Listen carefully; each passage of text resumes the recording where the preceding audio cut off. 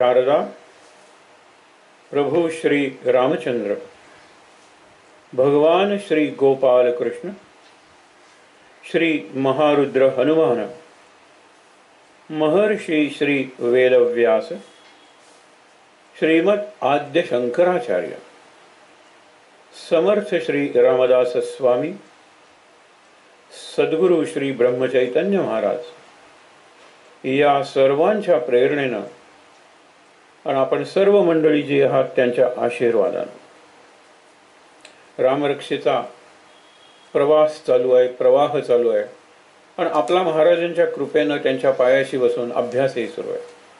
आपल्यापैकी अनेक मंडळी या रामरक्षेबद्दल अधिकारानं बोलतील जास्त. अनेकांनी रामरक्षेविषयी लेखनही केलेलं असेल. रामरक्षेवर अनेक ठिकाणी त्यांची प्रवचनं कीर्तनं झाली असतील, व्याख्यानही झाली असतील.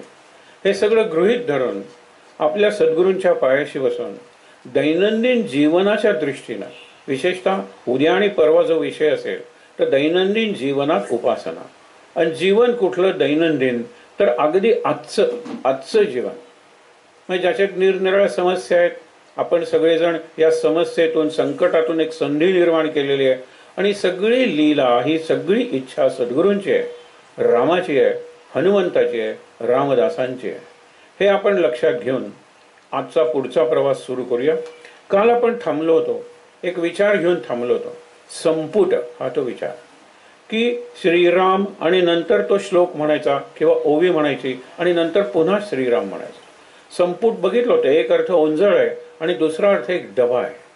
एक गोष्ट सांगण्यासारखी आहे सुरुवातीला की संपुट हे शेवटी महत्वाचं काय आहे, आत जी गोष्ट आहे ती महत्वाची आहे. मग आपण उदाहरण घेतलं होतं की दोन्ही बाजूनी ब्रेडच्या स्लायसेस आहेत, त्याला आपण सँडविच म्हणतो, आणि मध्ये काय आहे ते महत्वाचं आहे. आज चटणी सँडविच आहे, आज जॅम सँडविच आहे, आज मशरूम सँडविच आहे, हे महत्वाचं आहे ना. तर मधलं जे काही आहे ना ते महत्वाचं आहे. एक गुरुजी आहेत आणि त्यांच्या घरात शाळीग्रामाची पूजा आहे. शाळीग्रामाचं व्रत हे अतिशय कडक म्हणलं जातं. म्हणजे ज्या वेळेला घरात सुयर सुतक जरी असेल तरी सुद्धा शाळीग्रामाच्या पूजेत खंड पाडू द्यायचा नसतो. घरातली व्यक्ती जर करू शकत नसेल तर बाहेरून व्यक्ती बोलवावी लागते, एखादी भटजी वगैरे सुद्धा, पण एकही दिवस शाळीग्रामाच्या पूजेत खंड पडायचा नसतो. जसा अग्निहोत्राचं व्रत एकदा घेतलं की तो अग्नी सतत धगधगता ठेवायचा असतो. जोपर्यंत त्या अग्नीने माझी चिता पेटवली जात नाही तोपर्यंत घरात दुसरा कोणी ते व्रत घेणार असेल तर तो अग्नी चालू राहील. अग्निकुंड आणि त्याच्यातला तो अग्नी आणि ते अखंड चालू राहणं अग्निहोत्र. आपल्या असं अग्निहोत्र चालू आहे. आपलं अग्निकुंड हे हृदय आहे. त्या हृदयाच्या गाभाऱ्यात किंवा हृदयाच्या अवकाशात, स्पेसमध्ये लंग्स आहेत दोन, आणि आपण जो श्वास घेतो ती प्रत्येक वेळेला दिलेली समिधा असते. हे जर लक्षात घेतला, समिधा किंवा आपण आहुती म्हणूया, तर हे यज्ञच आहे. हा एक प्रकारचा घ्राणम पातु मुखत्रादा म्हणले, हा मुख आहे आणि त्या यज्ञाचं रक्षण रामा तू कर. हे सगळं सांगण्याचं कारण काय तर त्या गुरुजींचं शाळीग्रामाच्या पूजेचं व्रत होतं. आणि एकदा प्रवासाला निघाले होते. ते प्रवासात जाताना सुद्धा शाळीग्राम संपुटातून न्यायचा आणि काहीच शक्य नसेल ना तर तोंडातून सुद्धा नेलेला चालतो. मनात स्मरण ठेवायचं, शाळीग्राम म्हणजे विष्णू. विष्णू सहस्रनाम म्हणत जायचं. विष्णूचाच अवतार राम कृष्ण, त्यांची स्तोत्र म्हणत जायचे, त्यांचं नाम घेत जायचं. आणि जिथे स्नान करू तिथे तो शाळीग्राम स्वच्छ धुवून त्याची पूजा करायची. हे पूर्वीचं एक व्रत कडक वाचनात आलंय म्हणून मी तुम्हाला सांगतो. अतिशय कडक व्रत या शाळीग्रामाचं आहे. पण यांनी संपुट म्हणजे एक डबा घेतलेला होता छानसा. आणि जिथे जिथे ती गाडी थांबली, बैलगाडीतून प्रवास होता ना, आणि मोठे पुढे जाणार होते समुद्राच्या काठच्या एका तीर्थक्षेत्री. तर तिथे सगळ्यांना माहीत झालं होतं की सकाळच्या वेळेला स्नान झाल्यानंतर ते पूजा करतात त्या शाळीग्रामाची. आणि तो डबा लहान मुलांनाही माहीत झालं होतं. आणि ज्या वेळेला समुद्रात स्नानाला उतरले त्यावेळेला त्यांच्या लक्षात आलं की डबा नाही आहे. म्हणून त्यांनी बाहेर येऊन सगळ्यांना सांगितलं की कोणाला जर डबा मिळत असेल तर बघा. गाडीवान म्हणाला मी बघतो गाडीत, पण मला कुठे दिसला नाही, वाटेत पडला असेल तर माहीत नाही. त्यांना खूप वाईट वाटलं. आज आपण या तीर्थक्षेत्रात आलेलो आहोत, सागर स्नान चालू आहे, पहाटेची वेळ आहे, कोणत्याही वेळेला सूर्योदय होणार आहे. अशा वेळेला आपण शाळीग्रामाची पूजा करायला चुकणार आहोत. काय आहे शाळीग्रामाच्या मनात? हा विचार करत असताना थोडीशी खंत, थोडासा खेद, आपल्याकडून काही चुकलं का, ही सल बोच त्यांच्या मनाला आहे. हा विचार करत असताना त्या गाडीवानाला तो डबा सापडतो आणि तो म्हणतो, भटजी साहेब, भटजी तुम्ही या, तुम्हाला मी देतोय. इतक्यात त्यांना समोरून उगवणारं सूर्यबिंब दिसतं. खाली असा निळाशार समुद्र, वरती निळशार आकाश आणि त्यातून त्या क्षितिजावर तो उगवणारा सूर्यबिंब म्हटल्यानंतर ते म्हणाले, हाच की ते संपुट. खाली काय आहे सागर, वरती काय आहे आकाश आणि मध्ये हा जिवंत तेजस्वी रोज नव्या तेजानं उगवणारा हा शाळीग्राम आहे. त्याला डबा मिळाला त्यावेळी त्यांनी सांगितलं, सागरा मला तू एक सुंदर दर्शन घडवलेलं आहेस, आता या शाळीग्रामाची पूजा मी करत नाही. म्हणून तो डबा त्यांनी सागरात भिरकावून दिला. त्यांचं समाधान झालं होतं की डोळे मिटल्यानंतर शाळीग्राम माझ्या डोळ्यासमोर येईल. म्हणून मानसपूजा मानस अग्निहोत्र म्हणलेलं आहे. आणि सगळीकडे मानस दर्शन, मानस स्मरण, हे मानस नमस्कार, नमन, मानस वंदन ज्याला म्हणतात, हे महत्वाचं आहे. आज आपण जे वंदनेचे श्लोक बघणार आहोत, शरणागतीचे श्लोक बघणार आहोत, त्याच्यात हा मानस विचार आपल्याला महत्वाचा वाटेल.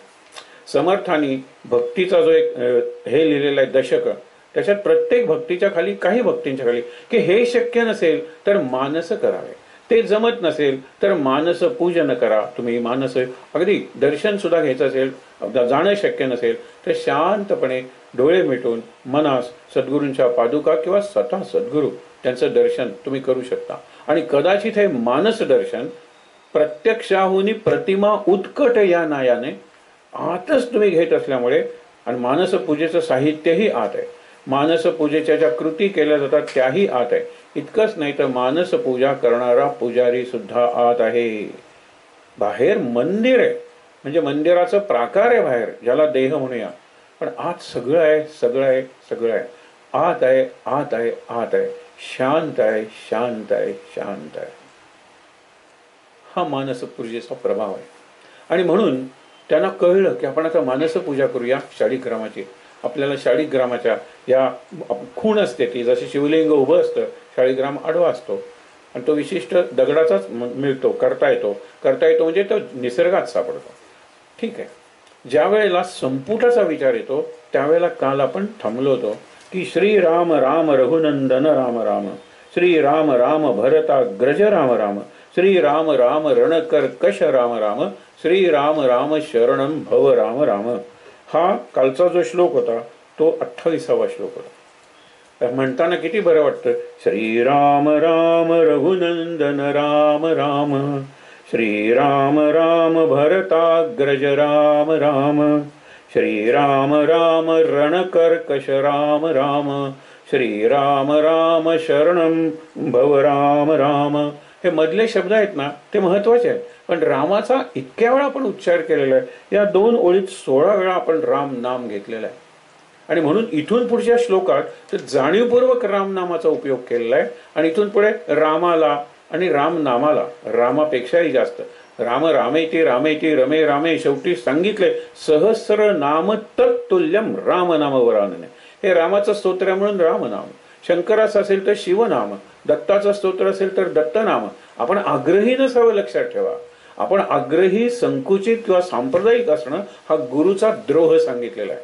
कारण सगळे गुरु जर एकच आहेत, आपण म्हणतो गुरु दिसती वेगळाले पण असती स्वरूपी मिळाले, आणि अवघे मिळूनी एक झाले देहातीत वस्तू. देहातीत वस्तू म्हणजे आत्मा आणि परमात्मा. सद्गुरू आत्माच असतात, परमात्माच असतात, साक्षात परमात्मा असतात. अशा वेळेला आपण सद्गुरू एकच मानून सगळ्यांच्या सद्गुरूंचं किंवा सगळ्यांच्या गुरूंचं आपण का नको स्मरण करायला, शरण जायला. मी शिर्डीला गेल्यानंतर साईनाथ आहे ना, माझ्या तोंडून महाराज महाराज महाराज येईल पहिल्यांदा, हरकत नाही. साईनाथ काही महाराज नाही आहेत, स्वामी समर्थ काही महाराज नाही आहेत, गजाननचे शेगाव, आपण म्हणतो शेगावचे गजानन महाराज, ते काही महाराज नाही आहेत ना, सगळे एकच आहेत.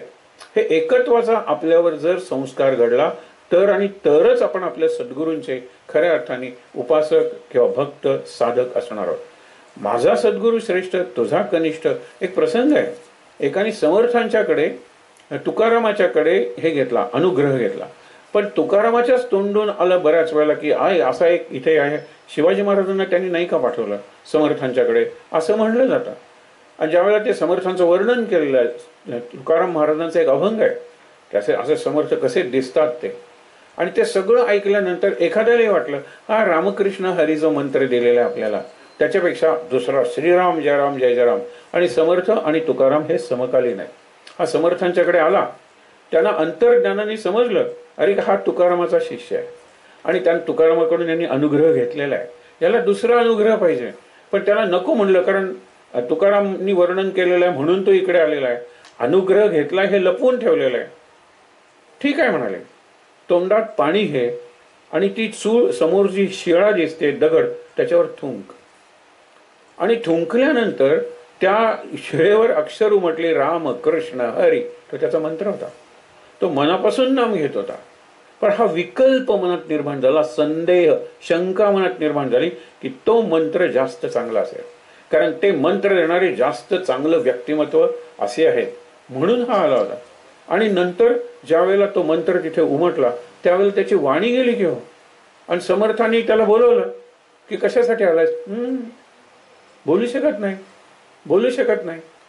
म्हणाले तू आधी तुकाराम महाराजांच्याकडून अनुग्रह घेतला होता, मी आणि तुकाराम महाराज काय आपण वेगळे आहोत काय? आणि रामकृष्ण हरी श्रीराम जयराम जय जयराम काय दो वेगळे मंत्र आहेत काय? मंत्र तोच आहे, गुरु तेच आहेत, त्यांनी माझ्याकडे तुला पाठवलं, त्यांचा मोठेपण आहे. पण मंत्र बदलू नकोस, गुरु बदलू नकोस. हे मी तुला पाणी देत होते घे आणि हे कर, गिळ ते पाणी आणि परत तुझा मंत्र आणि वाणी सुरू रे, आणि त्याला परत पाठवलेलं आहे. यातून एकच शिकायचं की दोन मंत्र निरनिराळे असले तर अक्षर निराळे, ध्वनी निराळे, कदाचित त्यांची कंपनं इथे असतील ती निराळी आहेत आणि त्यातून निर्माण होणारी शक्तीची स्पंदन आहेत ती निरनिराळी आहेत. पण दोन मंत्राचा अर्थ निराळा नाही आहे, मंत्राचा भाव निराळा नाही आहे. मला विचाराल ना तर त्या मंत्राचा जो प्राण आहे ना तो निराळच नाही. तर राम शिव कृष्ण दत्त फरक झाला की हो त्याच्यात नाही होत, हे लक्षात घ्या. आजचा जो पहिला श्लोक आहे तो तर अप्रतिम श्लोक आहे, पण आपण गेले 2-3 दिवस उल्लेख केलेला चतुश्लोकी रामरक्षा, चतुश्लोकी भागवत म्हणजे ते ठरलेलं आहे. एकनाथांना नारदांनी सांगितलं आणि विपुली कुरु विस्तार कर ह्याचा, म्हणून ते 4 श्लोक ठरलेलेच आहेत. चतुश्लोकी रामरक्षा असा काही कुठे विचार आलेला नाही आहे. पण दैनंदिन उपासना आजचं जीवन या दृष्टीने रामरक्षेतले जे 4 श्लोक महत्वाचे आहेत.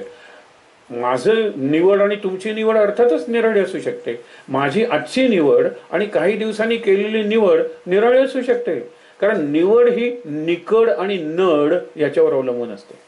आपल्याला नडच नाहीये, आपल्याला निकडच नाहीये, म्हणून आपल्याला सवडच नाहीये, म्हणून घेतलेला मंत्र तड त्याची आपण लावू शकत नाहीये, तो तडीस नेऊ शकत नाहीये. महाराजांचे शब्द आहेत. म्हणजे आधी तुम्हाला निकड असली पाहिजे, अरे मिळाला पाहिजे, मंत्र घेतला पाहिजे, ना सतत ध्यास घेतला पाहिजे, श्वासावर घेतला पाहिजे, हेच नाहीये, नड नाहीये.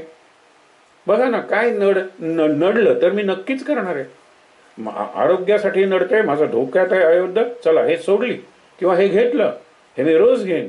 कडुनिंबाचा रस सुद्धा घेणारी मंडळी आहेत, जे कडुनिंबाच्या झाडाखालून सुद्धा जायला नको म्हणत होते, रस घेतात, कारण नड आहे. नड का निकड आहे, कशात जगायला पाहिजे, आणि मग त्यांना सवड आहे, लांब जाऊन सुद्धा कडुनिंबाचे पानं आणतील कुठे जर गेले तर, कारण जगायचंय. जगणं तगणं ज्याला सर्व्हायव्हल म्हणतात, और जस्ट लिव्हिंग, हे महत्वाचं आहे का, हा मुद्दा आपण यावेळेला अनेकदा बघितलेला आहे. तर म्हणून लक्षात ठेवा, ही जी चतुश्लोकी आहे त्याच्यातला हा श्लोक आहे. हा श्लोक आपण उद्या परवा पुन्हा नीट बघणार आहोत. ऍप्लिकेशन ओरिएंटेड आपण ज्याला म्हणतो ना की उपयोजन दैनंदिन जीवनात कसं करायचं. आपण म्हणलं उपयोगापेक्षा उपयोजन महत्वाचं आहे, किंवा विनियोग महत्वाचा आहे, किंवा प्रयोग महत्वाचा आहे जीवनात, जीवनाशी. आणि प्रत्येकाचं जीवन निराळ आहे. अगदी जुळे भाऊ एकाच ठिकाणी काम करत असतील तरी सुद्धा त्यांची काम करण्याची कार्यक्षमता, काम करण्यात असलेली आवड निरनिराळी असू शकते. त्याप्रमाणे आपण आपला प्रयोग करणार आहोत. म्हणून हा श्लोक उद्या आपण जास्त बघणार आहोत. आज आपण याचा अर्थ बघूया ना. सुंदर अर्थ आहे. श्री रामचंद्र चरणौ मनसा स्मरामी, श्री रामचंद्र चरणौ वचसा गृणामी, श्री रामचंद्र चरणौ शिरसा नमामी, श्री रामचंद्र चरणौ शरणम प्रपद्ये. काया वाचा मने करून मी तुमच्याशी एकनिष्ठ राहीन. हे काया वाचा मने, कायेने काय करीन, शिर हा कायेचा भाग आहे, मी नमामी, सतत मी नमन करत राहीन श्री रामचंद्र चरणौ. झालं. त्याच्यानंतर वाचेन मी काय करत जाईन, श्री रामचंद्र चरण वचसा गृणामी, वर्णन करेन, कथन करेन, विवेचन करेन, सतत सांगत राहीन लोकांना. पुढे काय सांगितलेलं आहे, मनसा स्मरामी, म्हणजे काया वाचा आणि मन. आधी मन सांगितलंय, मनसा स्मरामी, नंतर वचसा गृणामी, नंतर शिरसा नमामी, आणि हे झाल्यानंतर शरणम प्रपद्ये. शरणम प्रपद्ये म्हणजे पूर्ण बिनशर्त शरणागती, आपण ज्याला म्हणतो टोटल अनकंडिशनल सरेंडर. ही शरणागती झाली पाहिजे. मग त्याच्यासाठी काय पाहिजे, मनात सतत रामाचं स्मरण पाहिजे. ओठावर किंवा जिभेवर किंवा तोंडात सतत रामकथा पाहिजे, रामचरित्र पाहिजे. आणि संपूर्ण देहात नमस्कार असला पाहिजे, नमन असलं पाहिजे रामाच्या पायावर. म्हणून हे ज्या गोष्टी आहेत या कशा शक्य आहेत, उद्या आपण जास्त विस्ताराने पाहणार आहोत. पण एक प्रसंग पाहूया की शरीराचा भाग हे मस्तक, लक्षात ठेवा, ते मस्तक मी गुरुच्या पायावर ठेवायचं. मग त्याच्यासाठी गुरुचे पाय कायम माझ्या जवळ पाहिजेत. नाही मी पादुकांवर ठेवेन, गुरुच्या पादुका जवळ पाहिजेत. नाही मी गुरुच्या पादुकांचं चित्र आहे जे माझ्या खिशात असतं, पाकिटात असतं, मी त्याला नमन करेन. हे बाहेरचं नमन कशाला करता तुम्ही. आणि श्लोक आपण नेहमी म्हणतो, ज्या ज्या स्थळी हे मन जाय माझे, त्या त्या स्थळी हे निजरूप तुझे, मी ठेवितो मस्तक ज्या ठिकाणी, तेथे तुझे सद्गुरू पाय दोन्ही. जिथे सद्गुरू तुझे पाय आहेत त्या ठिकाणी मी मस्तक ठेवतो असं नाहीये. मी ठेवितो मस्तक ज्या ठिकाणी, तेथे तुझे सद्गुरू पाय दोन्ही. आणि हे मस्तक म्हणजे काय, शरीराचा भाग आहे. ते तुम्ही जिथे टेकवणार त्याच्या खाली हे येणार आहे का, एवढी तयारी आहे आपली, नाही आहे. मस्तक म्हणजे मस्तकात येणारे विचार, मस्तकातल्या स्मृती, मस्तकातल्या कल्पना, हे लक्षात ठेवा. आणि मस्तकातूनच निर्माण होणाऱ्या भावना, या सगळ्या ज्या आहेत ना, ते मस्तक मी ठेवेन जिथे जिथे माझ्या मनात जिथे जिथे विचार येतील त्या विचारांच्या खाली तुझे पाय असतील. म्हणजे तुझे पाय हा माझ्या विचारांचं, माझ्या कल्पनांचं, माझ्या भावनांचं, माझ्या स्मृतींचं अधिष्ठान असेल किंवा पाया असेल. म्हणजे मी कुठलाही विचार केला तरी त्याच्या खाली तुझे पाय असतील. बरं, उलट उदाहरण आहे, पण नामदेवाला ज्या वेळेला सांगतात की तू सरळ जा, तुला तुझा गुरु भेटेल. वाटेत एका मंदिरात आलेले आहेत, एक अत्यंत जख्ख वृद्ध गृहस्थ शिवलिंगावर पाय ठेवून झोपलेले आहेत. नामदेव म्हणतो, हे काय करतोय. म्हणलं, मला माहिती नाही मी पाय कुठे ठेवलेत, आणि मी आता इतका वृद्ध झालो की मला माझे पाय हलवता येत नाही. ही कथा आपल्याला माहीत असते. मग नामदेव उचलतो पाय, आणि ज्यावेळेला तो पाय उचलतो ना त्यावेळेला स्पर्श होतो गुरुचे पाय. तो अनुग्रह असतो नामदेवाला, आणि दुसऱ्या अर्थाने शिक्षणही असतं, बोधही असतो की तो पाय जिथे ठेवेल त्याच्या खाली शिवलिंग, जो तिथे ठेवेल त्याच्या खाली शिवलिंग, शिवलिंग शिवलिंग. आणि मग रामदेव म्हणतो, हा काय आहे. त्यावेळेला तो म्हणतो, अरे अशी कुठली जागा आहे का की जिथे शिव नाही आहे, आणि त्या शिवत्वाची खूण नाही आहे. शिवत्वाची खूण म्हणजे शिवलिंग. ती शंकराची खूण वगैरे म्हणू नका. शिवत्व, शिवत्व म्हणजे सत्यम शिवम सुंदरम.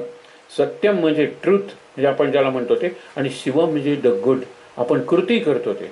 आपले हात आहेत ते शिवम असले पाहिजेत, आपलं मस्तक आहे ते सत्यम असलं पाहिजे, आणि आपलं हार्ट, आपलं जे हृदय आहे ते सुंदरम असलं पाहिजे. सत म्हणजे मस्तक आहे आपलं, चित्त म्हणजे कृती आपण करतो ते, आनंद म्हणजे हृदय आहे. सत्यम शिवम सुंदरम किंवा सत चित्त आनंद, हा जो भाग आहे तो या श्लोकात सांगितलेला आहे. आणखीन एक उदाहरण परवा बघितलं तर पुन्हा बघूया आणि पुढे जाऊया. उद्या आपण या श्लोकाचा जीवनात हे कसं करायचं, दैनंदिन जीवनात हा विचार करणार आहोत.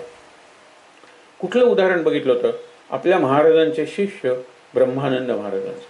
पहिल्यांदा ब्रह्मानंद महाराज आले आणि हे बायकांच्यात वगैरे बसलेले होते, गप्पा मारत होते. कोणीतरी बायका त्यांचे पाय चेपत होता. हे एवढे विद्वान, संस्कृतचे वेदशास्त्र संपन्न आणि काशीतल्या विद्वानांबरोबर संस्कृतमधून वाद घालणारे, मग कुठेतरी स्वतःची त्यांची एक आत्मप्रतिमा, त्याला कुठेतरी अहंकाराचा स्पर्श झाला असेल. आणि हे कसले माझे गुरु, परत गेले. पुन्हा स्वप्नदृष्टांत, किंवा त्यांना काही ठिकाणी असं उल्लेख आहे की दत्ताच्या नरसोबाच्या वाडीला गेले, दत्ताची पूजा करायला लागले. तिथे परत दृष्टांत झाला, तू त्याच गुरुकडे जा. आले त्या गुरुकडे, आणि मग मात्र महाराजांना जे शरण गेले ते कायमचे. पायावर डोकं ठेवलं महाराजांच्या आणि सांगितलं, जोपर्यंत माझं सगळं ज्ञान, हे रिअलायझेशन आहे, हा साक्षात्कार आहे त्यांना झालेला. वाडीला त्यांनी केलेली दत्तोपासना सुद्धा याला उपयोगी पडली असेल. कसला अहंकार, मी गुरु म्हणून त्यांच्याकडे जातोय आणि अहंकारही घेऊन जातोय. अहंकाराचं गाठोडं बरोबर घेऊन गुरुकडे जायचं असतं का? अरे आपण ज्या चप्पल्स बाहेर ठेवतो ना, तिथे आपला अहंकार बाहेर ठेवत असतो आणि मग मंदिरात प्रवेश करत असतो. विचार करूया आपण. आणि त्यामुळे त्यांनी महाराज म्हणाले, हो तुमचं ज्ञान केवढं आहे, तुम्ही पंडित, प्रकांड पंडित आहात, मी कसं घेऊ तुमचं ज्ञान?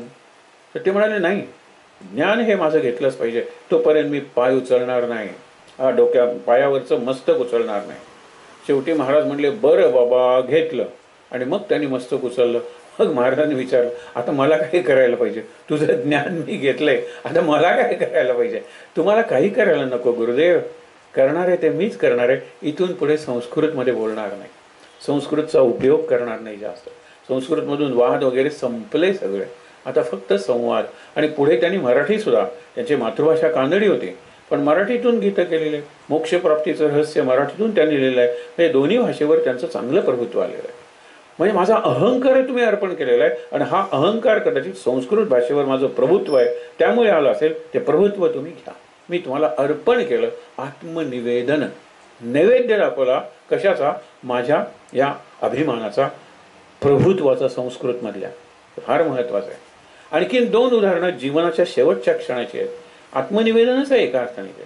वेण्णाबाईंनी सांगितलं होतं की माझ्या जीवनातला शेवटचा श्वास, गुरुदेव म्हणजे समर्थ रामदासांना सांगितलं होतं, तुमच्या चरणी जाऊ द्या. तर ते म्हणाले, होईल तसं. आणि सज्जनगडावर कीर्तन करत असताना कीर्तन झालं, सद्गुरूंच्या पायावर डोकं ठेवलं वेण्णाबाईने आणि नाही उचललं. तो त्यांच्या जीवनातला शेवटचा श्वास होता, शेवटचा क्षण होता, शेवटचा प्राण होता. सद्गुरूंच्या पायावर मुक्तच झाल्या ना त्या. दुसरी कान्होपात्रा, तिच्या सौंदर्यावर भाळून त्या भागातला सरदार म्हणाला की तिला घेऊन या, माझी दासी झाली पाहिजे ते, नाहीतर पंढरपूर जाळून टाकीन म्हणून सांगा तिला. आणि हे करतील ना. अरे पांडुरंगाची मूर्ती सुद्धा त्यांनी भ्रष्ट केली असते, विध्वंस केला असता. त्यावेळेला ती म्हणते, पांडुरंगा तुझ्या मनात काय मला माहीत नाही, आत्तापर्यंत ही माझी काया वाणी मन अर्पण करून मी तुझी सेवा केलेली आहे. मी आहे गणिका, म्हणजे मी लोकांचं गायन करून हे करून मी मनोरंजन करते, तो माझा व्यवसाय आहे. पण आता हा निराळाच अनुभव आहे.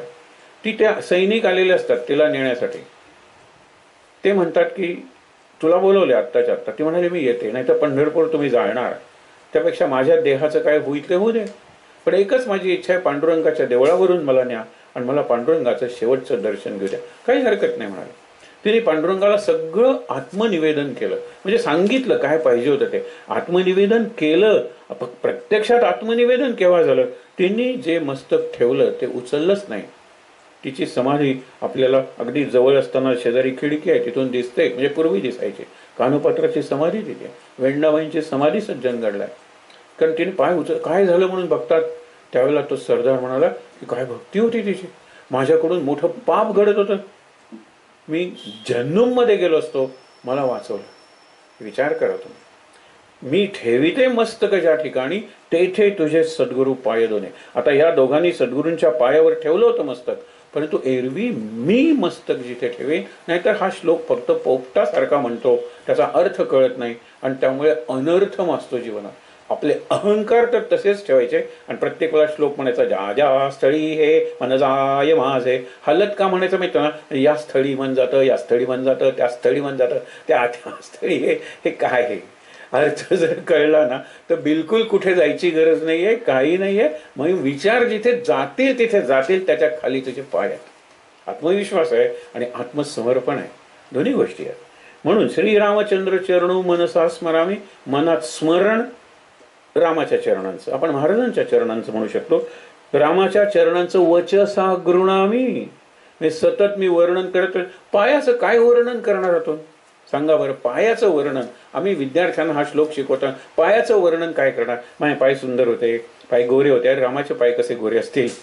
राम काळा होतो, पाय पण सुंदर होते, पायाची बोटं रेखी होती, नखं चांगली होती, सगळं वर्णन झालं. एक पूर काय म्हणायला माहिती ना, रामाच्या पायाचा कुठला तरी नंबर असला पाहिजे ना, 6 नंबर 7 नंबर. मुलाची ती इमॅजिनेशन आहे. आपण बूट वगैरे आपले घ्यायला जातो त्याला नंबर, हे वर्णन आहे का? श्री रामचंद्र चरणो वचसा गृणामी, काय काय वर्णन करणार आहे चरणांचं. आज एकच विचार सांगतो पुढे जाऊया आपण. चरण म्हणजे काय? फक्त पाय का हो? माझे पाय इथे पडत असतात, तिकडे पडत असतात. मी इथे घरी छान करतो, देवपूजा करतो आणि माझे चरण चालत चालत, चरणांनी चालत चालत ऑफिसात जातो. ऑफिसात गेल्यानंतर चरणांनी मी माझ्या टेबलावर जाऊन बसतो आणि नंतर पहिला माणूस आल्यानंतर माझा हात टेबलाच्या खाली जातो. जरा पैसे दिल्याशिवाय काम होणार नाही तुमचं. आचरण, हे आचरण आहे, हे माझं भ्रष्टाचार आहे. हे माझं भ्रष्ट आचरण करण्यासाठी मला चरण टाकतच यावं लागलं ना. चरण म्हणजे आचरण म्हणजे चरित्र, हे लक्षात ठेवा. आणि तिकडे आता रामाचं चरित्र, वनवास 14 वर्ष सांगायचं तर रामाने किती चरण टाकले. या ऋषींच्या आश्रमातून तिकडे, या राक्षसाला मारून तिकडे, या यज्ञाचं रक्षण करून तिकडे, शबरीकडे, असं करत करत कुठे पोचला, रावणाकडे पोचला. हे चरणच आहेत रामाचे. म्हणून पदोपदी आपलं चरित्र घडत असतं, आपलंही घडत असतं. लक्षात ठेवा, माझे पाय कुठे वळतात यावर माझं चरित्र अवलंबून असतं. संध्याकाळी माझे पाय मंदिराकडे वळतात का बाजाराकडे वळतात का आणखीन भलत्याच ठिकाणी वळतात. हे पाय वळतात, त्या दिशेने मी पाय टाकतो. चरण हे आचरण आहे आणि ह्यात माझं चरित्र आहे. मग आता लक्षात येईल ना, समर्थांनी किती सुंदर सांगितलेलं. मनारे जनी मौन्य मुद्रा धरावी, अति आदरे राग कथा राघवाची करावी.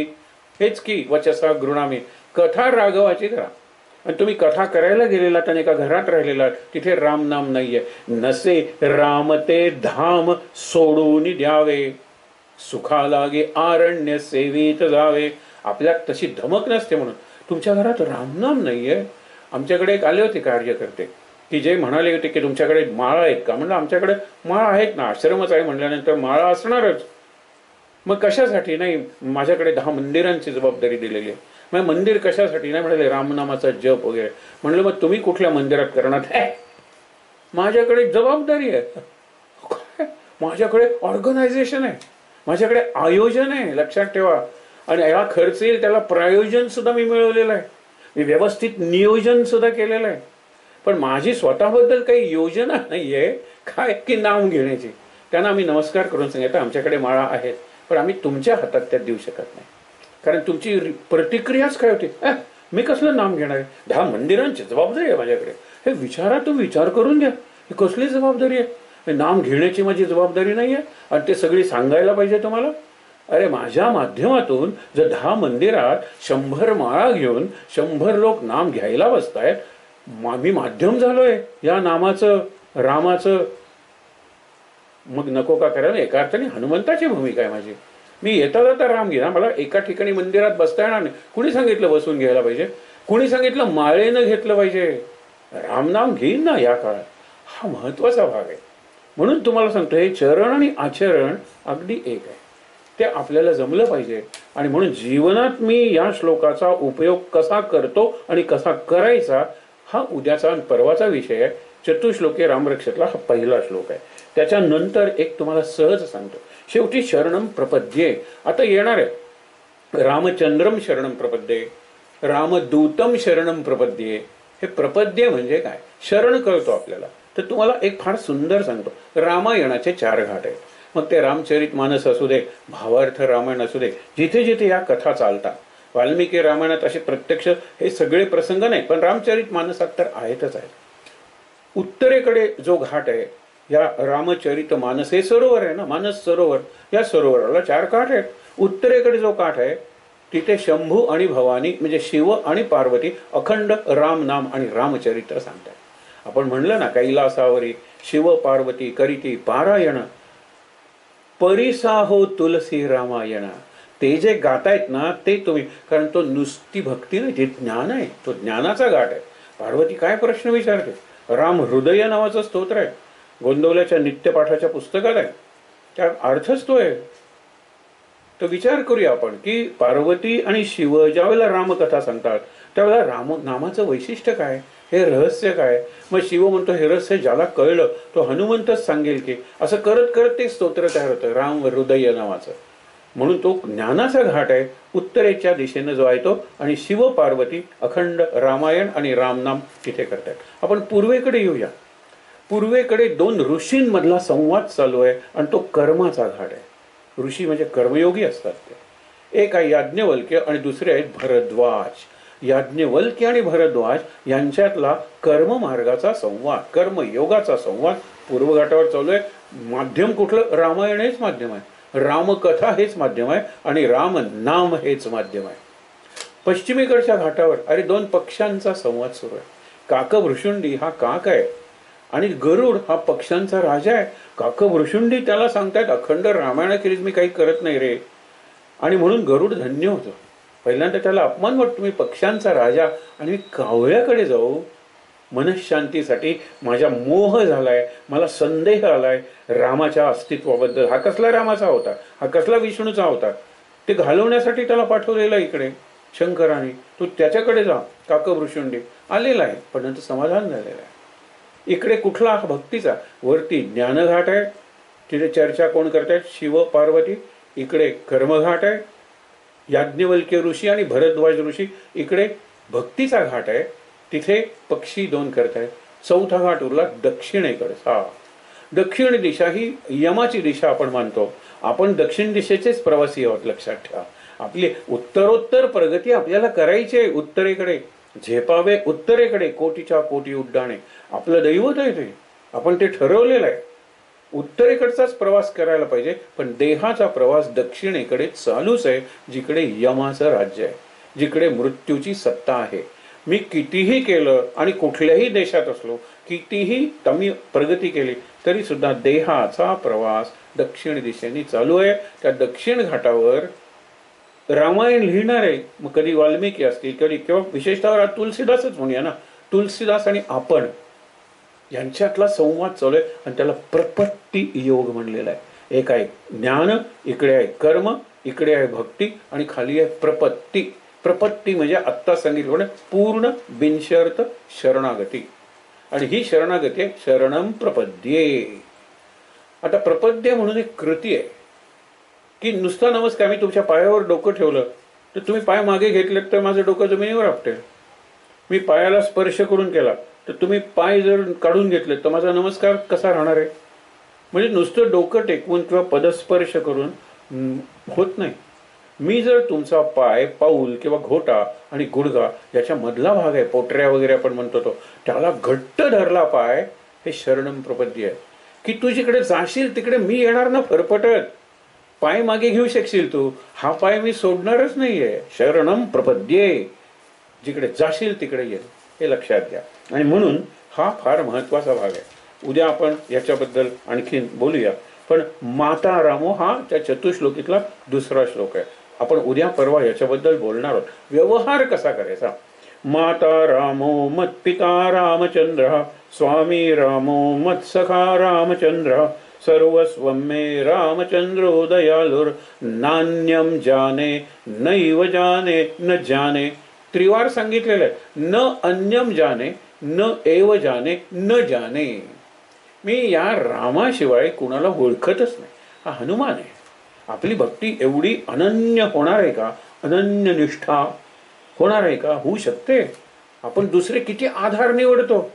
काय नाही, महाराज महाराज महाराज, सद्गुरू सद्गुरू सद्गुरू, राम राम राम, हनुमान हनुमान हनुमान, किंवा रामदास रामदास रामदास. मी दुसऱ्या कुणाकडेही पाहणार नाही. कोसळूनही पडे आकाश आणि काची वास न पाहू. आकाश जरी कोसळून पडलं तरी दुसऱ्या कोणाची आस म्हणजे आशा किंवा वाट आम्ही पाहणार नाही. फक्त राम, फक्त हनुमंत आमची कुळवल्ले, फक्त हनुमान. हे जमायला पाहिजे. म्हणून सांगितलेलं आहे. आपण नेहमी दुसरा श्लोक म्हणतो, त्वमेव माता च पिता त्वमेव, त्वमेव बंधुश्च सखा त्वमेव, त्वमेव विद्या द्रविणम त्वमेव, त्वमेव सर्व मम देवदेव. हाच भाव इथे आलेला आहे. राम माझी माता, अवघड नाहीये. राम माझा पिता, सोपं आहे ना. राम माझा सखा, मित्र, जरा अवघड आहे पण मित्र मानायला काही हरकत नाही. राम माझा स्वामी, नक्कीच बरोबर आहे. हा सिद्धांत सांगितला. प्रत्यक्ष व्यवहार कसा आहे उदाहरण आपण नंतर बघणार आहोत. अर्थ तुम्हाला सांगतो. राम माझी माता आहे, पण माझी माता मला रामासारखी आहे का? नाही तो वृद्धाश्रमात का पाठवेन मी तिला? राम माझा पिता आहे, सहज पटतं. पण माझा पिता जो सर्वार्थानं पिता आहे, दारू पिऊन येतो ना आम्हाला मारतो, त्याला राम, त्याच्यात राम पाहायचा अवघड आहे. राम माझा स्वामी सहज पटतं, पण माझा स्वामी म्हणजे बॉस ऑफिस मधला, त्याच्यात राम पाहायचा, त्याच्यात रावण पाहणं सोपं जातं. आणि जवळजवळ सर्व बॉस बद्दल त्याच्या खाली काम करणाऱ्यांची हीच तक्रार असते की रावण आहे, रावण, त्याच्यात राम पाहायला सांगितलंय. आणि राम माझा सखा आहे. अवघड आहे. सखा कोण म्हणू शकतो? एखादा उद्धव किंवा अर्जुन, एखादा लक्ष्मण म्हणू शकतो सखा आहे. सख्य भक्ती, सगळी भक्ती भरतात आहे, म्हणून भरत म्हणू शकतो राम माझा सखा आहे. अवघड आहे. सख्य, सारखेपणा, सख्खे भाऊ, तसे सख्य मित्र, त्याला सखा म्हणलेलं आहे, सख्य भक्ती म्हणलेलं आहे. म्हणलं तर अवघड आहे. पण महाराजांनी एक युक्ती सांगितलेली आहे की सख्य करायचं, सखा करायचं म्हणजे काय? रामाला जे आवडतं ते आपण करायचं, बस. दुसरं काही करू नका. नाहीतर सगळी रामाची भक्ती करायला आणि रामाला आवडतं ते करणार नाही. 3-4 बायका शब्दात तर काही मिळच नाही.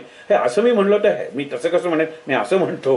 म्हणजे एक वचनी नाही, एक पत्नी नाही, आणि बाण म्हणजे साधं काही फेकून मारायचं असेल रागानं घरातल्या बायकोला किंवा मुलांना, तर खिडकी फुटते, पण बायकोच्या दिशेने याचा पहिला काही जात नाही. कसला रामचा भक्त आहे सांगा बरं. फक्त म्हणायचं राम माझा सखा, राम माझा स्वामी, राम माझा पिता, राम माझी माता. पण माझा पिता राम आहे का? माझी माता राम आहे का? आणि माता पिता जर राम असतील तर शेवटपर्यंत त्यांची सेवा करायला नको का? का तर उपयोग नाहीये, टाका श्रमात, वृद्धाश्रमात. आणि वृद्धाश्रमात नाहीये, मी दुसरीकडे काम करतो, पैसा खूप मिळतो, चला नर्स ठेवूया, 8-8 तासाच्या 3 नर्सेस राऊंड द क्लॉक. ह्याच्यात प्रेम कुठे आलं? मी जिथे काम करतो तिथे आई वडिलांना का नाही नेत? अडचण, तिथे अडचण होते आई वडिलांची.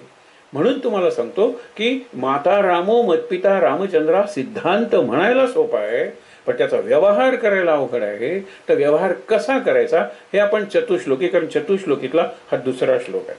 त्याच्यानंतर आता शरणम प्रपद्ये. दक्षिणे लक्ष्मणो यस्य वामे तु जनकात्मजा पुरतो मारुतिर्यस्य तम वंदे रघुनंदनम. फार सुरेख आहे. दक्षिणे लक्ष्मणो यस्य, ज्याच्या दक्षिण भागी म्हणजे उजव्या हाताला, आणि उजवा हातच आहे ना रामाचा. उजवा हात आपण म्हणतो ना, रामाचा उजवा हात लक्ष्मण होता. अरे रामाचा प्राण होता, ज्याला बहिश्चर प्राण म्हणजे पंचप्राण आत आहेत, 5 उपप्राण सुद्धा आत आहे.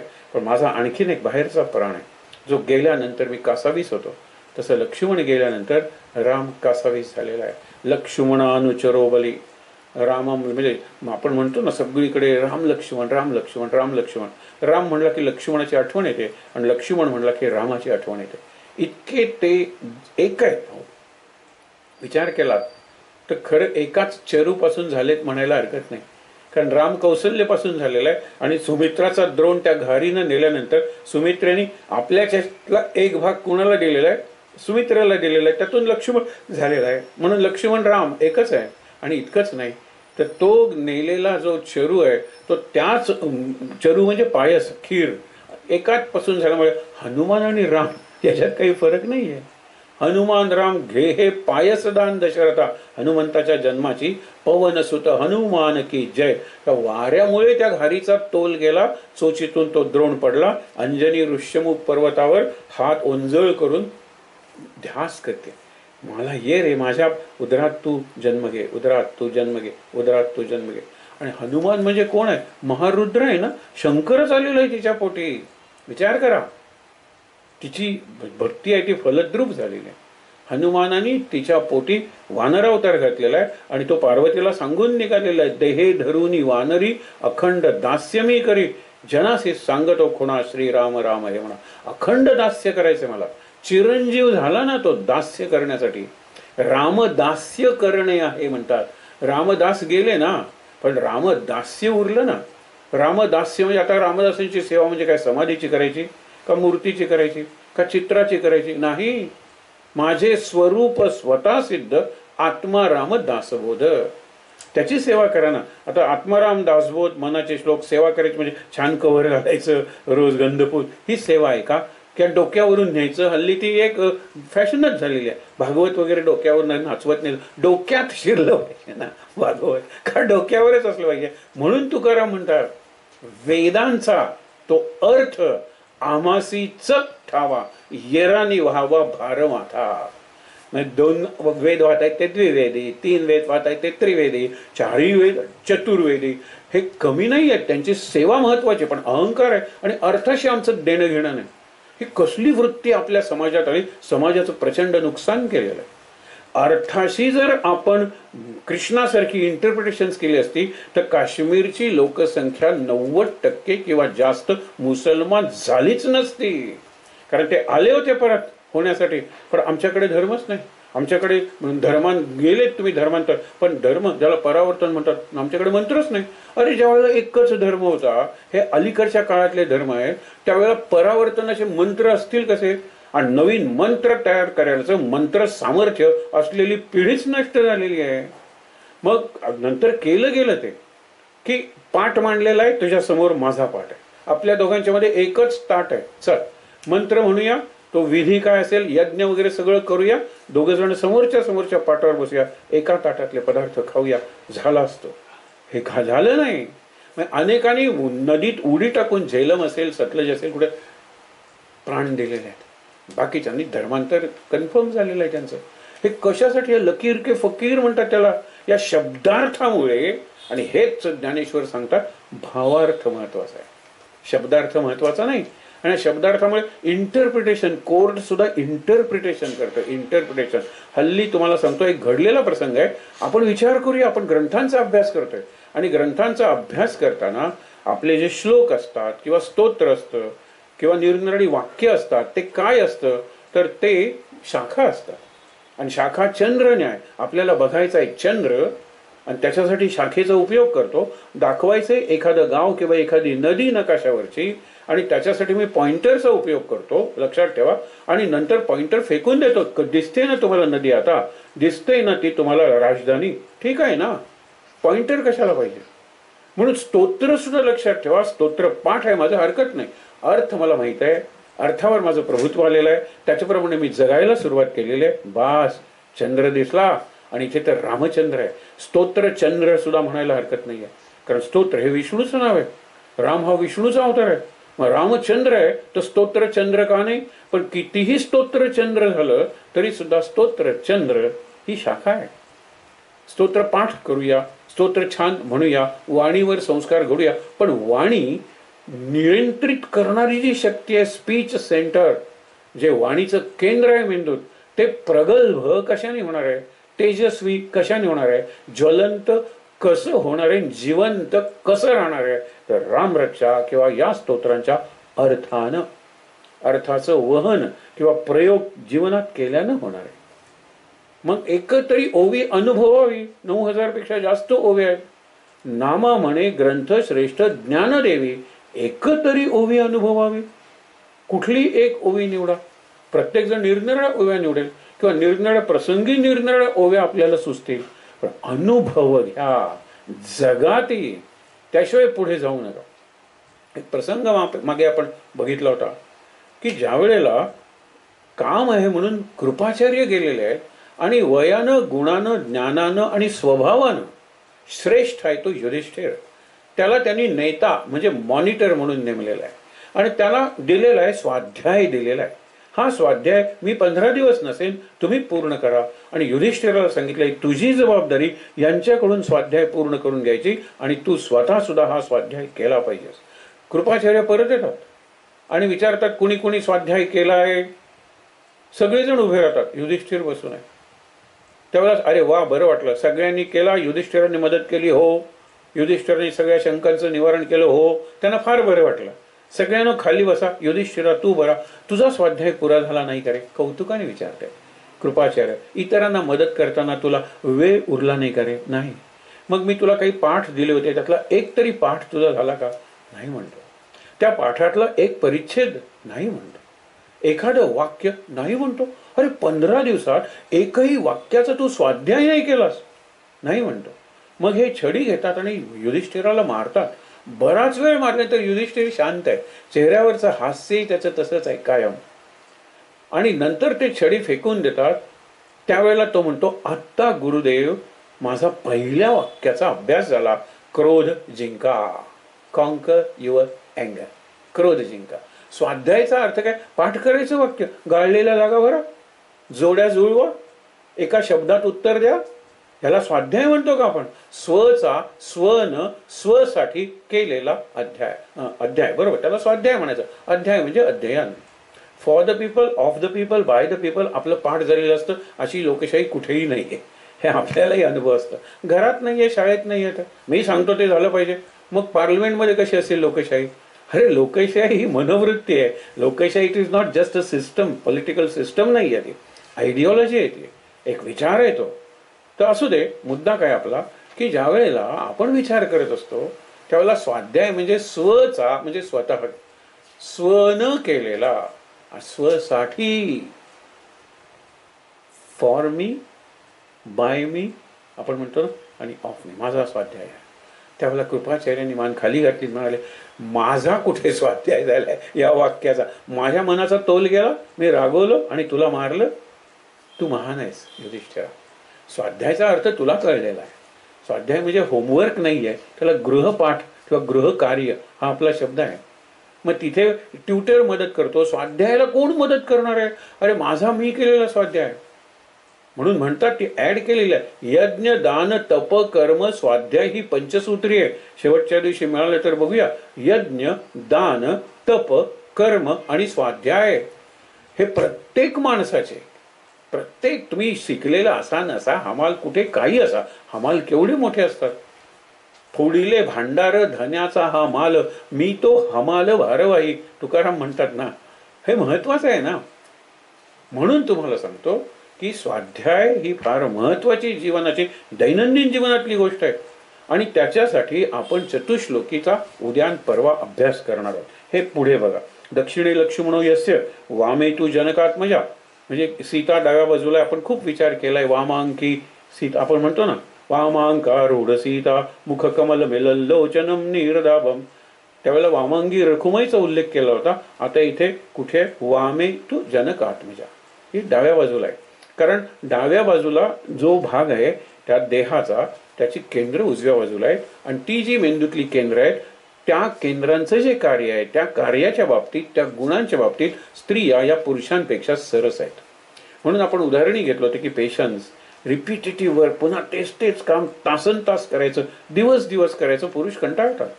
पण त्याच्या उलट गाडीच्या खाली जायचं, तो हा स्क्रू करा, तो करा, गाड्या दुरुस्त करायच्या, यंत्र दुरुस्त करायची. आता स्त्रिया इंजिनियर होत नाहीत असं नाही, स्त्रियांनी सगळी क्षेत्र काबीज केलेली आहेत. पण तरी सुद्धा इन्स्टिंक्टिव्हली किंवा स्पॉन्टेनियसली, आपण उत्स्फूर्तपणे म्हणूया, उत्स्फूर्तपणे अजूनही त्या राजकारणावर चर्चा करत नाहीत असं नाही. आणि पुरुषांना तर खाजच असते राजकारणावर चर्चा करायची.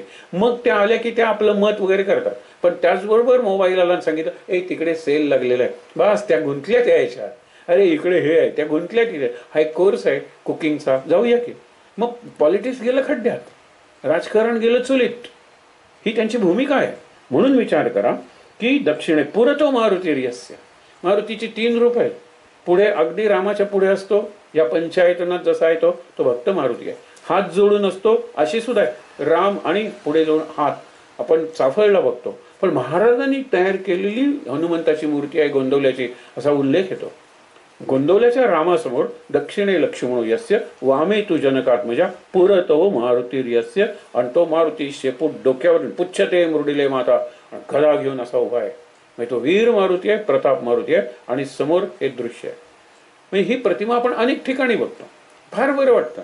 मानसपूजेसाठी सुद्धा ही प्रतिमा, पंचायतन, याच्यात पंचायतन नाही आहे, कारण 4 भाऊ आणि सीता हे पंचायतन आहे. आपण विचार करणार आहोत परवा दिवशी, पण विचार करा. त्याच्यानंतर पुरतो मतम वंदे रघुनंदनम, रघुनंदन. हनुमानाचा अर्थ बघूया. हनुमान स्तोत्राच्या वेळेला आपण ह्या श्लोकावर विचार केलाय, आणि उद्या सुरुवातीला पाहणार आहोत, कारण उद्या शनिवार आहे, परंपरेनं हनुमंताचा वार आहे. उद्या याचा अर्थ बघूया. मनोजवम म्हणजे मनासारखा वेग आहे, मारुत तुल्य वेगम वाऱ्यासारखा वेग आहे. आणि पुढे काय म्हणलेलं आहे? जितेंद्रियम, तो जितेंद्रिय आहे. बुद्धिमताम वरिष्ठम, बुद्धिमंतांच्यात तो श्रेष्ठ आहे, वरिष्ठ आहे. वातात्मजम, मुलगा आहे वाऱ्याचा. वानर यूथ मुख्यम, म्हणजे वानरांच्या गटाचा प्रमुख आहे. श्री रामदूतम शरणम प्रपद्ये. आज एवढंच पुरेस आहे, कारण का उद्या आपण बघणारच आहोत हा अर्थ हनुमंताचा. आणि हनुमंताचं चरित्र आणि रामाचं चरित्र इतकं एकरूप झालेलं आहे, लक्षात ठेवा, की स्वतंत्रपणे काढता येत नाही.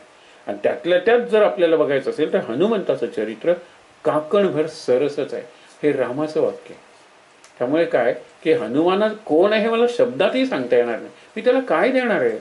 त्यातल्या त्यात देतो ते आलिंगन, आणि मुख्य म्हणजे त्याला वर देतो की रामायण आणि रामनाम म्हणजे चरित्र, कुठल्याही महामानवाचं चरित्र आणि कुठल्याही महापुरुषाचं नाम, देवाचं नाम, संतांचं नाम, याचं महात्म्य सांगण्यासाठी तू चिरंजीव भव आशीर्वाद दिला. आणि काय देणार आहे मी हनुमंताला. त्याच्यानंतर रामाचं वर्णन करणारा याच्या आधी जो एक श्लोक आलेला होता, लोकाभिरामम रणरंगधीरम राजीवनेत्रम रघुवंशनाथम. सोपं आहे. लोकाभिरामम, अभिराम म्हणजे आनंद देणारा, लोकांना आनंद देणारा. राम आला की सगळ्यांना आनंदच होतो. तो येतो त्यावेळेला गुढ्या काय, तोरणं काय, रांगोळ्या काय, सडे काय, आणि सगळेजण नाचतात काय, हे करतात काय. राम जन्मला ग सखी राम जन्मला, हे गाणं अयोध्येतल्या राजवाड्यातले लोक म्हणत नाही आहेत, तरुणींचे समूह गात चाललेले आहेत. अगं राम जन्मला ग सखे, अगं राम जन्मला ग सखे. आणि सगळ्या अयोध्येवर अयोध्यावासी नगरजन रामासी भजती अनुदिन, तो अयोध्यानंदन. आपल्या रामपाठात म्हणले ना की तो अत्यंत महत्वाचा क्षण असतो. लोकाभिराम रणरंगधीरम. कितीतरी प्रसंग आहेत युद्धात की ज्याला अत्यंत कठोरपणे रामाने युद्ध केलेलं आहे. आपण काल प्रसंग बघितला, सागर मार्ग देत नाही म्हटल्यानंतर तो रणवेशच त्याच्यात आलेला आहे, बाण धरून सरसावलेला आहे. मग ठीक आहे, रणरंगधीरम, धीर शब्द महत्वाचा आहे. धीर म्हणजे धीपासून आलेला आहे. धैर्य, धैर्यवान, धीर. हा गीतेच्या महात्म्यात आपण म्हणतो की पार्थो वत्सः सुधीर भोक्ता. सुधीर म्हणजे ज्याची बुद्धी स्थिर झालेली आहे, ज्याची बुद्धी कल्याणकारी आहे. गीता त्याला जर सांगितली, त्यानं जर अभ्यासली, तर त्याच्या माध्यमातून गीतेचा प्रसार होणार आहे, लोकांचं कल्याण होणार आहे. विचार करा. मग अशा वेळेला सुधीर भोक्ता, आपण सुधीर झालं पाहिजे, धीर धरला पाहिजे. पण आपण इतके अधीर असतो की बऱ्याच वेळेला आपण बधीर होतो. बधीर म्हणजे संवेदनाच नाही काय आपल्याला. आपण म्हणतो ना, तो माझा भाग बधीर झालेला आहे, हे लुळा पडलाय, पॅरलाइज झालाय, किंवा त्याला आपण म्हणतो ना कुठेतरी इंजेक्शन दिलेलं आहे, तो भाग बधीर झालाय माझा. बधीर, अधीर, उतावीर, इम्पेशंट, सगळं लवकर पाहिजे, मलाच पाहिजे, दुसरं काही नको. आणि हे पाहिजे म्हणजे पाहिजेच. अधीर, सुधीर असलं पाहिजे. आणि म्हणून सांगितलेलं रणरंग धीरम राजीव नेत्रम, कमळासारखे डोळे, रघुवंशनाथम, रघुवंशाचा नाथ आहे तो. कारुण्य रूपम करुणाकरंतम, फार सुंदर आहे. करुणेचा सागर आहेस, करुणेची मूर्ती आहेस, प्रत्यक्षात करुणा तू आहेस रामा. आणि त्यामुळे काय, माझ्यावर करुणा कर, तू कारुण्याची मूर्ती आहेस. कारुण्य रूपम करुणाकरंतम. आणि करुणा म्हणजे आपण बघितलं होतं की सगळी जी आपली माया आहे, प्रेम आहे, भक्ती आहे, त्यात सर्वश्रेष्ठ किंवा सगळ्यात खाली पाया किंवा कळस करुणा आहे. आणि आज करुणा जगातून नष्ट झालेली आहे. आणि करुणाला शब्द आपण बघितलं होतं कंपॅशन. चल, तुझी एक पॅशन आहे, माझी एक पॅशन आहे, आपण करूया ना एकत्र. तुझ्या पॅशनचा विरोधच माझ्या पॅशनला कशाला पाहिजे. आणि पॅशन म्हणजे तीव्र इच्छा, आतून असलेली तळमळ. आणि ही तळमळ सगळ्यांच्या कल्याणासाठी. म्हणून करुणेचं सगळ्यात चांगली गीतं कोणी लिहिली, रामदासांनी करुणाष्टकच म्हणतात. पण ज्ञानदेवांचं पसायदान हे सुद्धा एका अर्थाने करुणा गीतच आहे. की केवढं कारुण्य आहे त्या माऊलीत. मजवर चांगलं पूर लोटी, कारुण्य सिंधू, माझ्यावर करुणेचा पूर लोटी. तुझा मला अजून करुणा कशी येत नाही माझी तुला. म्हणून करुणा म्हणजे दया नुसती नाही आहे, संवेदन क्षमता अशी की सगळ्यांच्यात मी आहे आणि माझ्यात सगळ्यात, याला करुणा म्हणतात. मग करुणारूप श्रीरामचंद्रम शरणम प्रपद्ये. आता शेवटचा एक श्लोक म्हणून आपण थांबणार आहोत. तो वाल्मिकींना नमस्कार केलेला आहे. खरं वाल्मिकींचं रामायणच आहे, आणि ते रामायण हा प्राण आहे कोणाचा, शिवपार्वतीचा. आणि म्हणून रामाच्या संवादातून रामाचं नाम काय महत्वाचं आहे हे करताना हे स्तोत्र आलेलं आहे ना. याच्यात रामाचं चरित्र वर्णन केलेलं आहे, शिरोमे राघव पातू वगैरे दुसरेही उल्लेख केलेले आहेत. पण शेवटी काय सांगतो तो, राम नाम वरानने सहस्र नाम तत्तुल्यम. हे कन्क्लुजन आहे ना रामरक्षेचं. म्हणून वाल्मिकी रामायण सांगत बसलाय असं नाहीये.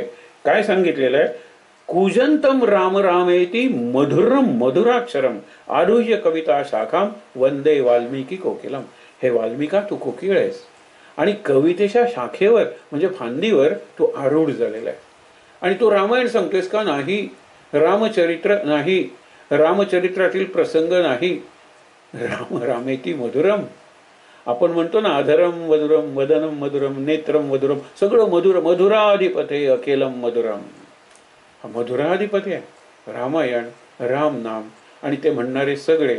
आणि विशेषतः वाल्मिकी, वाल्मिकींचं चरित्र, त्याच्यातला क्रांतीचा क्षण पाहत त्याच्यावर चिंतन करत आपण आज थांबणार आहोत. वाल्मिकीचा, वाल्याचा वाल्मिकी आपण म्हणतो. आपण हे उदाहरण अनेकदा घेतलेलं आहे, कारण संतांचं लाडकं उदाहरण आहे. समर्थांचं सुद्धा. उफराट्या नामासाठी वाल्मिकी तरला उठाउठी. उफराट उलटं नाम म्हणलं, पण उठाउठी सहजपणे तो तरुण गेला ना. तो नुसता तरुण गेलेला नाहीये, असंख्य जणांना तारून नेलेलं आहे त्यांनी. रामायण आणि राम नामाचं महत्व. म्हणून काय सांगितलेलं आहे? राम रामेती मधुरम मधुराक्षरम, असा तो बसलेला आहे. कशाची? कविता शाखा. कविता ही साहित्य किंवा वाङ्मय याची एक शाखा. शाखा म्हणजे ब्रांच आहे, बरोबर. आपले हे दोन शब्द किती सुंदर आहे. तो साहित्य म्हणजे एरवी प्रपंचातला अर्थ आहे, मटेरियल. बांधकामाचं साहित्य, स्वयंपाक करायचंय साहित्याची यादी. याचा लिटरेचरशी कुठे संबंध आहे? दुसरं वाङ्मय. वाङ्मय म्हणजे वाणीतून बाहेर पडलेलं. शिवी हे सुद्धा वाङ्मयच आहे, किंवा ओवी वाङ्मय वाटतं, पण शिव्या देणारे वाङ्मयच आहे, कारण वाणीतून झालेला आहे प्रकार. पण मग आपण साहित्य आणि वाङ्मय का म्हणतो? इंग्लिशमध्ये त्याला लिटरेचर शब्द आहे. लिटरेट म्हणजे साक्षर, अक्षरांशी संबंध आहे. ते पटतं की नाही? कविता अक्षरात आहे, नाटक अक्षरात आहे, चरित्र अक्षरात आहे. लिटरेचर म्हणजे अक्षरासंबंधी. आपण साहित्य आणि वाङ्मय हे शब्द दिलेले आहेत. विचार करण्यासारखी गोष्ट आहे. सहित, हित ज्यातून साधतं किंवा हित ज्याच्यात असतं, ज्याच्यामुळे हित घडतं होतं मानवजातीचं, माणसाचं, त्याला साहित्य म्हणलेलं आहे. आणि ह्या दृष्टीने संतांचे ग्रंथ हे साहित्य आहे. नुसतं मनोरंजन करणारे साहित्य आहे, कारण त्याच्यात सहित, हित आहे, अहित नाही आहे. घाणेरडी पुस्तकं सुद्धा लिहिलेली असतात, त्यांचं सर्क्युलेशन म्हणजे त्यात बऱ्यापैकी ते खपतात सुद्धा, पण त्यातून हित काय साधतं? एक क्राईम वगैरे लिटरेचर किंवा त्या सिरीज पाहून नवीन प्रकारे क्राईम करतात. कितीतरी उदाहरणं आपण नंतर पाहूया, पण आज लक्षात ठेवा की साहित्य आणि वाङ्मय तोंडातून बाहेर पडलं त्याला चैतन्य. राम राम राम हे काय फक्त शब्द आहे? राम नामाचं यंत्र असतं. किती चांगल्या आवाजात श्रीराम जय जय राम म्हणत असतात. त्याच्यात सुद्धा कंपनं निर्माण होतात, जी ध्वनी कंपनं असतात. आणि ध्वनी कंपनं ही आधी भौतिक आहेत, फिजिक्स मधली आहेत, फिजिकल आहेत. त्याने आनंद मिळतो का? आनंद मिळतो, पण चैतन्य स्पंदनं नाही आहेत. चैतन्य स्पंदनं, एखादं लहान मूल सुद्धा बोबड्या आवाजात श्रीलाम जय जय लाम चैतन्य आहे. उलट जास्त चांगलं चैतन्य आहे, निखळ, निरागस, निर्व्याज चैतन्य आहे ते. तो मंत्र जास्त स्पंदने निर्माण करतो, जी आपल्या हृदयात भावतात आणि हृदयातून मस्तकात चढतात आणि आपल्याला नवी दृष्टी देतात. हे राम नाम आहे. हे म्हणून वाल्मिकी बसलाय कवितेच्या फांदीवर आणि गातोय काय तर राम नाम. आणि त्या वाल्या रामनामच म्हणायला लागला ना, आणि वाल्मिकी झाला ना. म्हणजे वाल्मिकीचं जे मेकिंग ऑफ म्हणतात ना, की वाल्मिकी प्रॉडक्ट कशाची आहे? राम नाम ही प्रोसेस आहे. आणि करणारा कोण आहे? तर आमचा वाल्या आहे. वाल्या राम राम राम म्हणतो, आणि ती अखंड 12 वर्ष चालू असलेली प्रक्रिया, प्रोसेस म्हणतो ती, आणि त्याचं प्रॉडक्ट वाल्मिकी. वाल्मिकींचं चिंतन वगैरे ही प्रोसेस आहे, आणि प्रॉडक्ट रामायण हा ग्रंथ आहे. विचार करा तुम्ही. आणि म्हणून शेवटी एक प्रसंग तोच बघूया आणि चिंतन करत थांबूया. वाल्याने एवढ्या लोकांना मारलं होतं की 7 रांजण भरलेले होते दगडाने. असं वर्णन आहे, वर्णन करण्याची शैली आहे. म्हणजे एका माणसाला मारलं की तो एक खडा उचलायचा आणि रांजणात टाकायचा. रांजण म्हणजे मोठी मातीची मडकी, लोकांना पाणी पिण्यासाठी वगैरे सार्वजनिक ठिकाणी वापरतात, रांजण म्हणतात. माठ म्हणतो ना, मडकं, खूप मोठं मडकं. आणि 7 रांजण भरले होते. इतक्या जणांना त्यांनी मारलं होतं. अपिचेत सुदुराचारो भजते माम अनन्य भाग साधुरेव समंतव्या सम्यक व्यवसितो हि स्था. हे शेवटी जे आहे ना, ते सम्यक व्यवसित कोण झालं? 6. तो 6 म्हणजे तो कोण? वाल्या. वाल्या सम्यक व्यवस्थित. आणि व्यवसाय म्हणजे काम आहे, आणि व्यवसायात्मिका बुद्धी निर्णय घेतलेला आहे. बास, आता मी एवढी पापं केली त्यांच्यासाठी, माझ्या पापात किंवा मी जे काम केलं त्याच्यात वाटेकरी नाही आहेत माझी मुलं. आणि नाही म्हणाले, मुलं म्हणाले पिता म्हणून तुमचं कर्तव्य होतं, पती म्हणून तुमचं कर्तव्य होतं. वाल्मिकींना कळलेलं आहे. म्हणून वाल्मिकींचा टर्निंग पॉईंट काय की ज्या वेळेला नारद येतात आणि हा कुऱ्हाड घेऊन त्यांच्या अंगावर जातो, त्याला 3 प्रतिक्रिया माहीत असतात. हा शेवटचा मुद्दा, उद्या इथून सुरुवात करूया. 3 रिॲक्शन्स. एक म्हणजे लोक त्याच्या पायावर लोटांगण घालतात, शरण येतात, आम्हाला मारू नकोस, आमच्याकडे आहे ते सगळं घे. ही पहिली रिॲक्शन, तो कुऱ्हाड घेऊन आल्यानंतर. दुसरी रिॲक्शन, पळत सुटायचं जीव वाचवण्यासाठी. वाल्या त्यांनाही पकडायचा आणि मारायचा. आणि तिसरी रिॲक्शन, मरायचंच आहे तर मारता मारता मरेल म्हणून वाल्यावर हल्ला करायचे, काठी वगैरे जे काही बरोबर असायचे हल्ला करणं ही एक प्रतिक्रिया, शरण येणं लोटांगण घालणं ही दुसरी प्रतिक्रिया, पळून जाणं ही तिसरी प्रतिक्रिया, नारदांची चौथी प्रतिक्रिया आहे. नारद शांतपणे उभे आहेत, त्यांनी पापणी सुद्धा हलवलेली नाही, आणि तो कोऱ्हाड घेऊन आलेला आहे. तो म्हणतो भीती कसल्याची भीती नाही, मी जीव घेईन, जीव कधीतरी जाणारच आहे, मी तुम्हाला लुटेन, घे. लुटण्यासारखं आहे काय, तुला चिपळ्या पाहिजेत, काही विणा पाहिजे का, माझ्या खडावा पाहिजेत, काय देऊ तुला. त्यावेळेला तो म्हणाला तुम्ही एवढे शांत कसे. हे नवीन आहे मला, ही चौथी प्रतिक्रिया नवीन आहे. आपली प्रतिक्रिया अशी चौथी व्हायला पाहिजे. इथेच आज थांबूया. उद्या परवा हाच विचार करायचा आहे. रामरक्षेचे जे 4 महत्वाचे श्लोक आहेत त्यातून आपली प्रतिक्रिया ही चौथी, म्हणजे नेहमीच्या प्रतिक्रिया 3 सगळेच जण देतात, चौथी प्रतिक्रिया, टिकणारी प्रतिक्रिया, जीवन स्वभाव बदलणारी घडवणारी प्रतिक्रिया आहे. त्या ठिकाणी शांत आणि